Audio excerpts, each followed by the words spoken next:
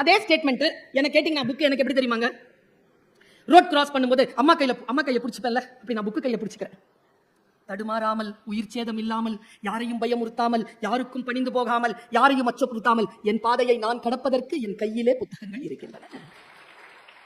என்ன கேட்டா எனக்கு புக்ஸ் அப்படிதான். சில பேர்கிட்ட கேட்டாங்க, 1 கோடி ரூபாய் கொடுத்தால் என்ன செய்வீர்கள்? ஒரு நூலகம் கட்டுவேன். காந்தி, பெரியார்.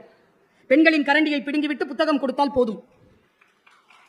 புத்தகம் பத்தி கேட்கும்போது, தனிமை தீவில் விடப்பட்டால் என்ன செய்வீர்கள்? புத்தகங்களோடு மகிழ்ச்சியாக இருப்பேன். ஜவஹர்லால் நேரு. என் கல்லறையில் மறக்காமல் எழுதுங்கள், இங்கே ஒரு புத்தக புழு உறங்குகிறது. Bertrand Russell. எது என்ற பொழுது சற்றும் யோசிக்காமல் புத்தகம் என்றார் ஐன்ஸ்டீன். வேறு எந்த சுதந்திரமும் வேண்டாம், சிறையில் புத்தகம் படிக்க மட்டும் அனுமதி அளியுங்கள். Nelson Mandela.